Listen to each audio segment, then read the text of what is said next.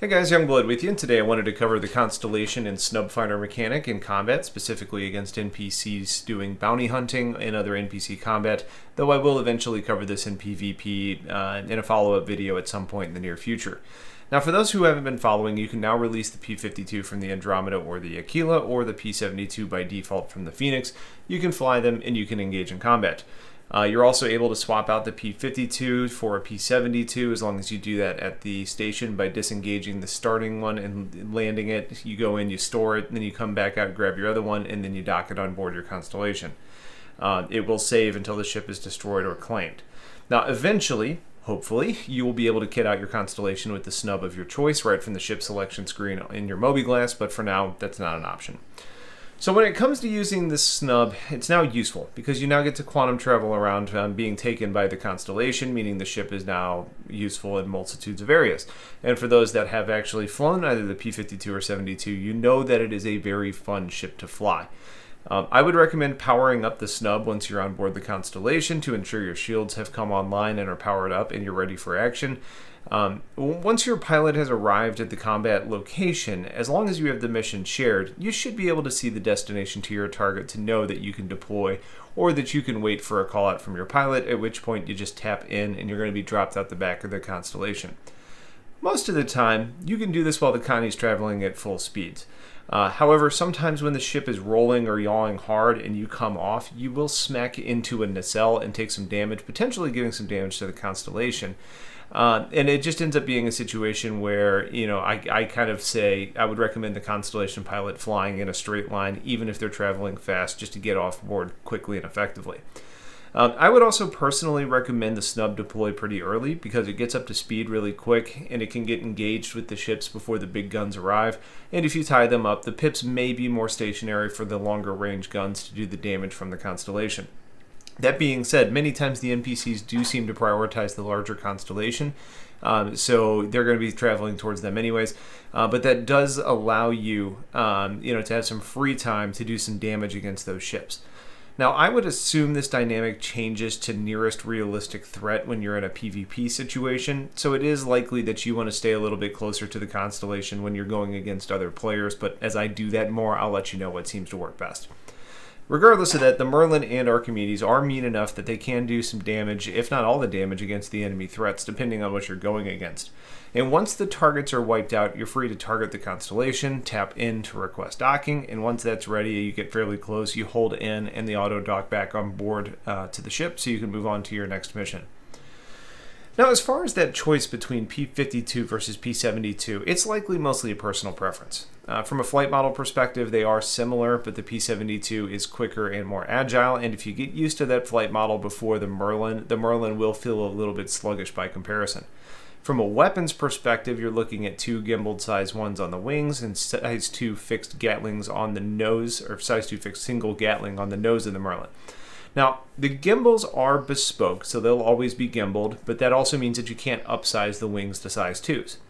On the Archimedes, you have 4 bespoke gimbaled size 1s. Now, typically when you look at a DPS calculation on weapon sizes, 4 size 1s equals better damage output than 2 size 1s and 1 size 2. So for most applications, the P-72 has better damage output. There are 2 caveats there, one current and one future state. Current-wise, the size 2 on the Merlin will have better range than most, if not all, size 1 weapons, so you can engage from further out in the Merlin, though the quicker P-72 will close that gap pretty quickly and allow the size 1s to become effective.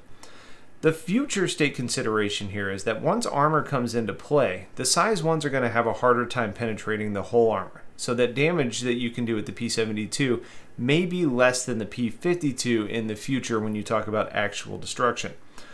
It's also worth calling out that you can't swap the spinal Gatling on the Merlin, so you always have that ballistic fixed Gatling gun, whether you like that or not. I would say if you have the option between the 2 snubs, at least where things stand today, the P-72 is a much better bet at the moment.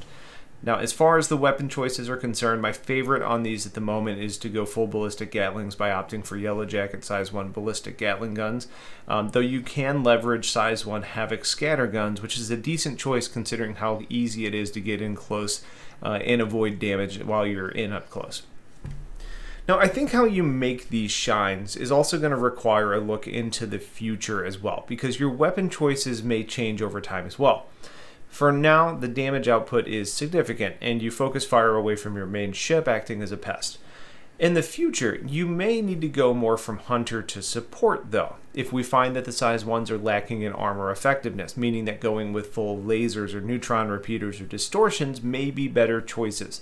You get in there, you do damage against the shields, and you take them down quicker so the Constellation can come in and start doing hull damage immediately and take that ship down faster, which may end up being that future ticket to success.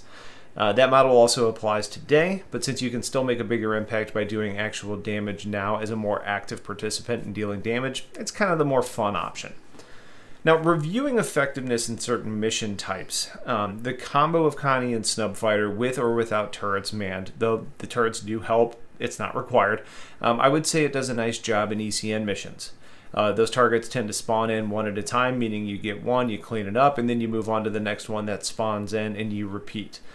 With bounties, doing VLRT through VHRT is a pretty effective range, meaning you can do almost all the bounties with a single Constellation Snub Fighter, especially considering, honestly, you can do all of these missions with a Connie without the Snub already on its own.